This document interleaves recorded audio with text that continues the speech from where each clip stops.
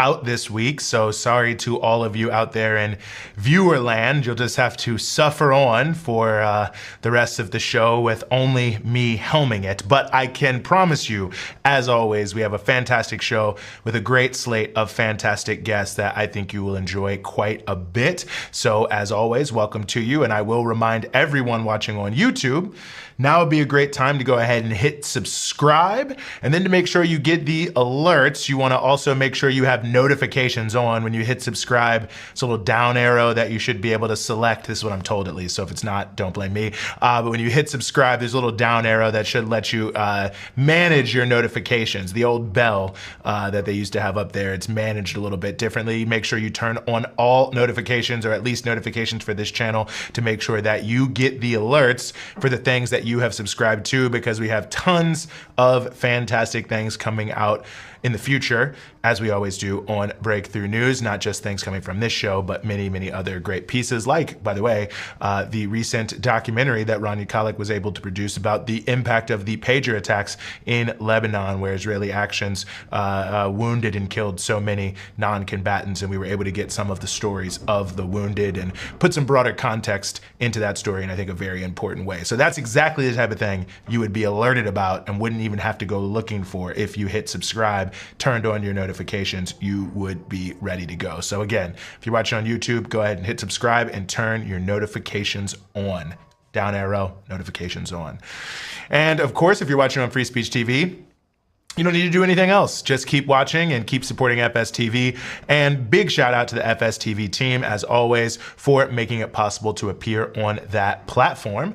And since Rania is out, I will also try to step into her shoes as best I can and remind you that one of the most important things to keep us going and growing, somebody like tag Rania on social media and let her know I said going and growing, is to become a member of Breakthrough News. See, I got so excited that I used her phrase, I forgot what I was saying.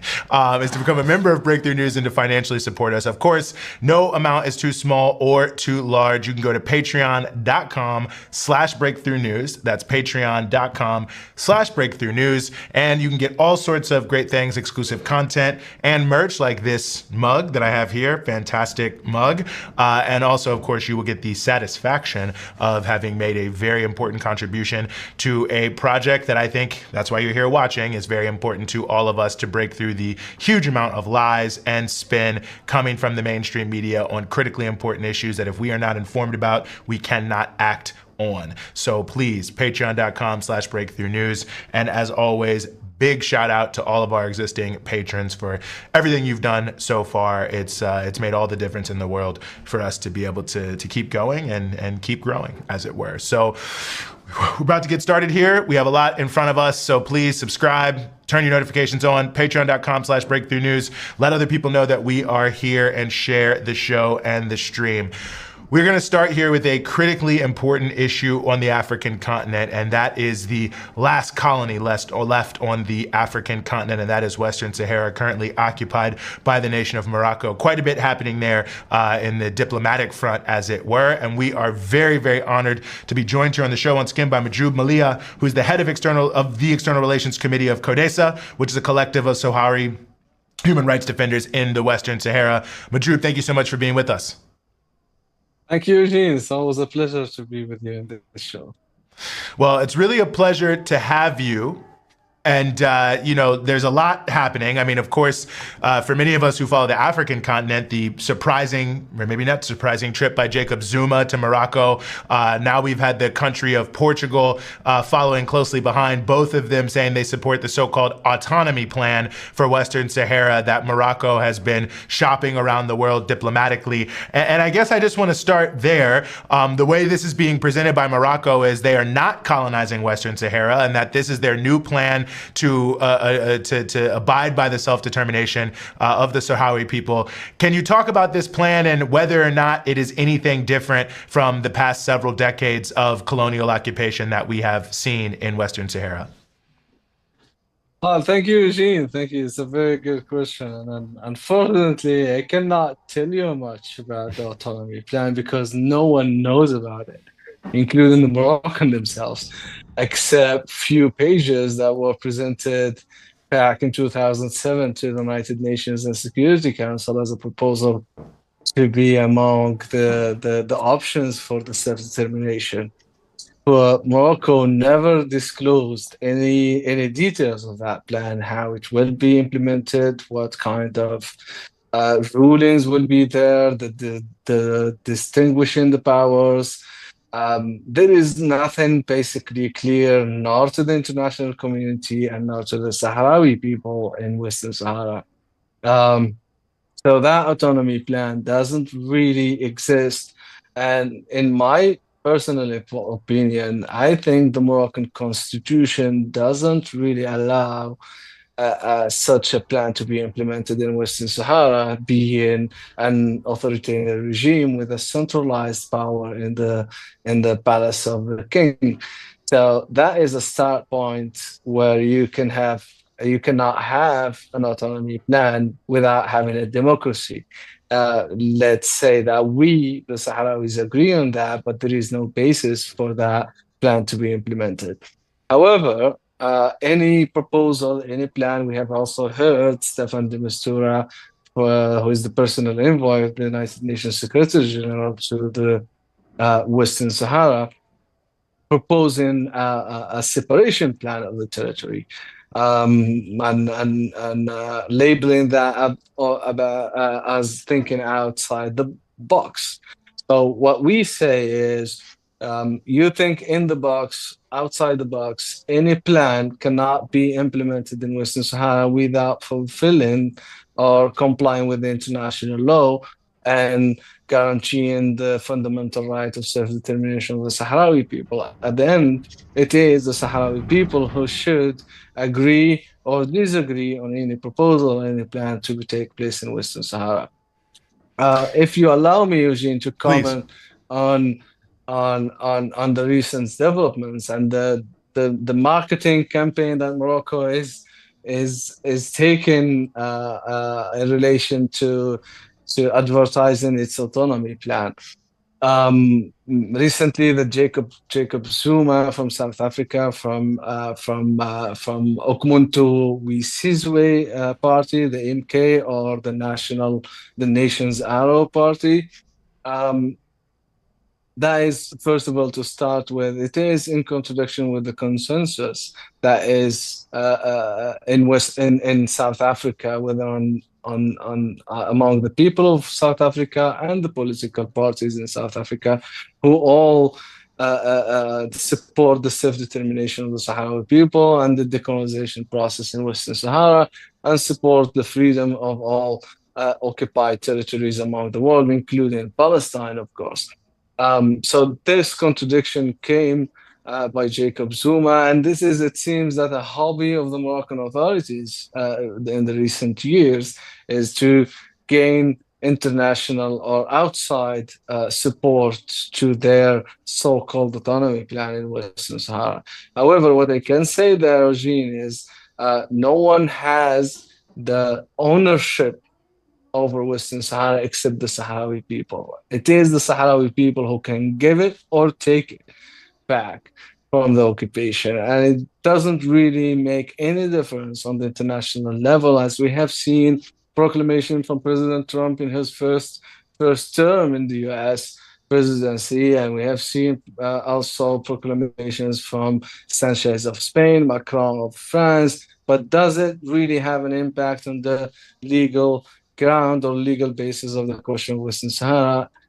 The answer is it doesn't. It doesn't have any impact because Morocco is a hostile occupying power in Western Sahara, and it will remain as such unless the Sahrawi people are allowed to exercise their fundamental right to self-determination and choose their political future. I really appreciate that framing and those points. And one of the things I guess maybe we should also say for people who don't know as much about the issue is, this is Morocco having taken over a long-held colonial claim of Spain and others. And I think sometimes people feel like, oh, Morocco, they don't think about it like a European country, and so it might not, they seem like, oh, how is this a colony? How are they colonizing? So if you could give us some of that history and that background about the long history of colonization in Western Sahara and the connection between this historic colonization and Morocco's ongoing claims. Yeah, well, the history of Western Sahara's question goes back to the Cold War era, where Morocco sided with the US and other allies in the Western world, let's say. And Western Sahara used to be a Spanish colony.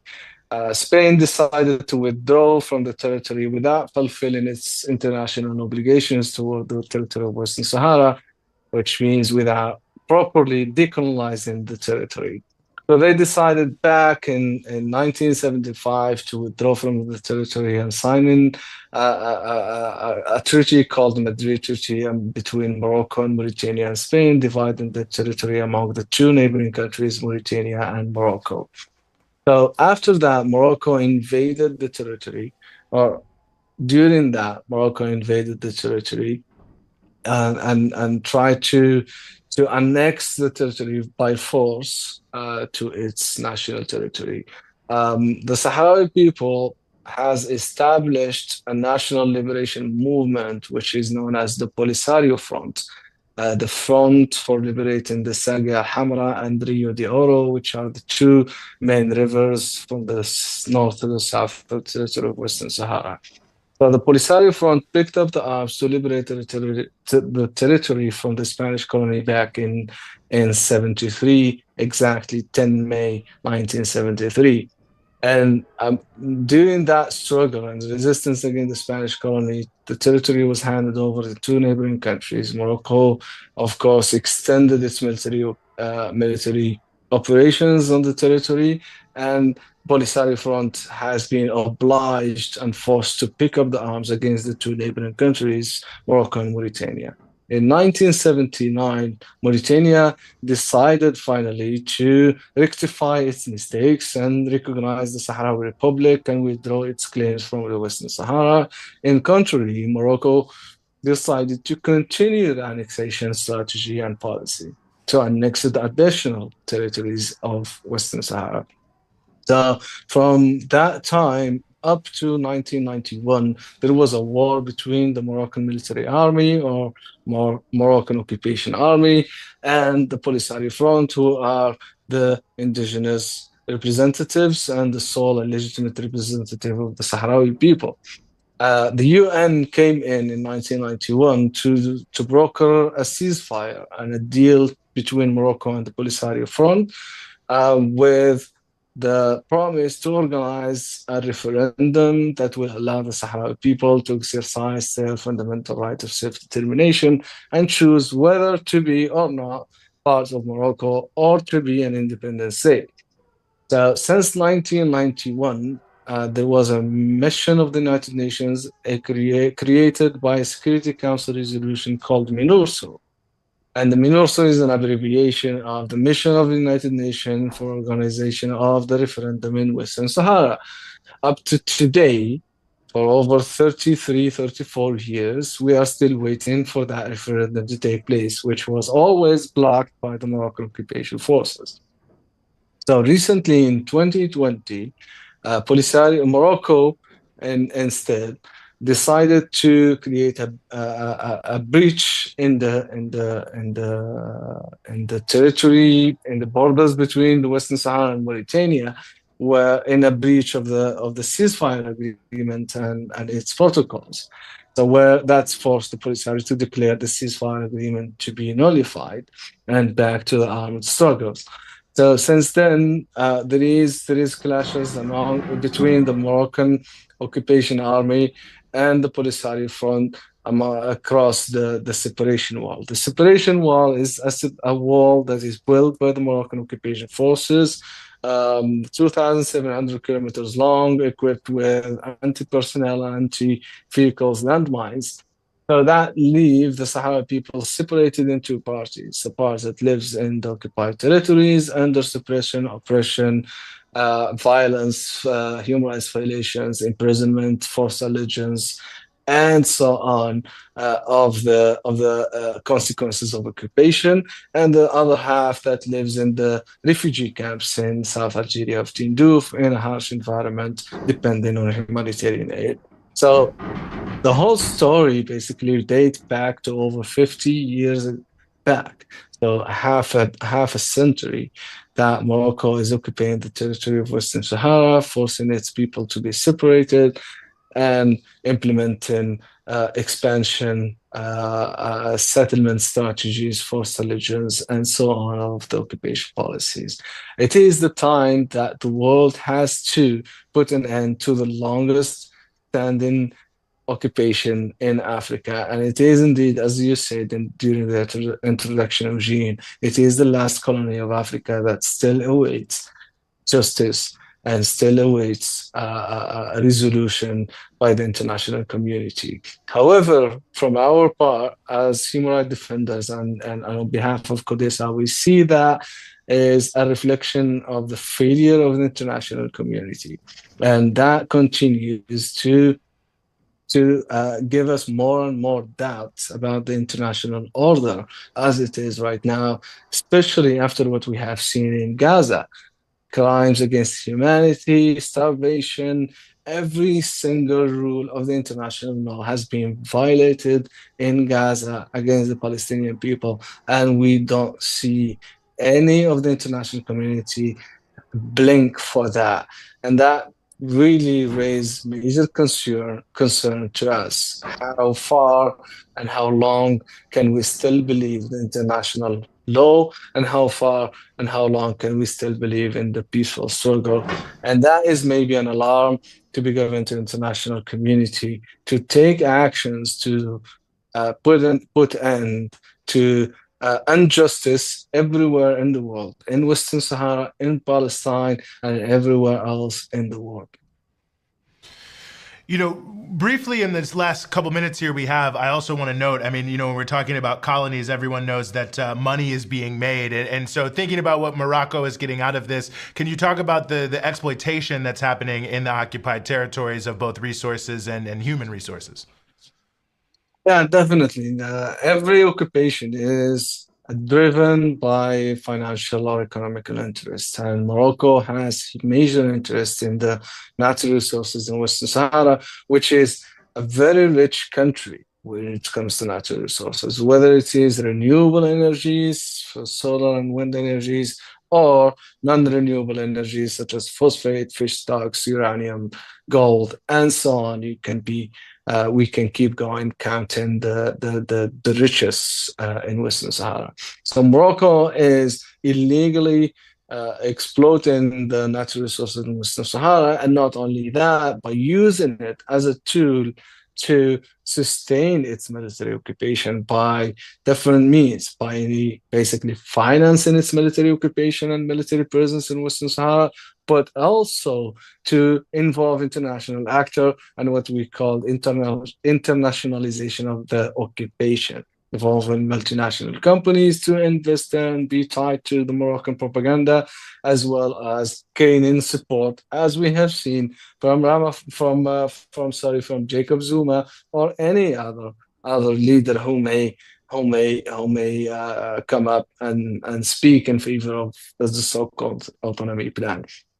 So, and this happening in contradiction with international law. And we have seen recently the Court of Justice of the European Union issuing rulings stating clearly that Morocco has no sovereignty over Western Sahara, that the natural resources of Western Sahara cannot be dealt with through Morocco, and that any economic activities that to take place in the occupied Western Sahara has to have the consent of the Sahrawi people or its representative, which is in this case the Polisario Front. And we see the EU still engaging in exploiting the natural resources of Western Sahara. So that brings us back to the question of how the international law is implemented or respected by those who claim to create it and defend it. So briefly, Eugene, the natural resources, of course, is also used to to manage the demographic engineering and demographic transfer in Western Sahara by bringing thousands and thousands of settlers, of Moroccan settlers, into the territory to make them Sahrawis as a minority, which they are right now, and of course to bribe international actors. I won't be surprised that Zuma or any other leader that is stating such a statement that has a deal behind the scene to make such a statement. However, on the other hand, not only using the natural resources, but also what we have seen since the so-called Abraham Accord, where Morocco play a key role, that Morocco is used now as a platform to settle the scores with countries who oppose the Israelis' occupation in Western Sahara, and it's not a surprise to see Zuma in a in a form of score settling with South Africa after the International Court of Justice case against Netanyahu. Mm. Majroub Malia of Codesa, thank you so much as always for joining us here on the Freedom Side. Thank you, Eugene. Thank you all for having me. It's always a pleasure. Mm-hmm.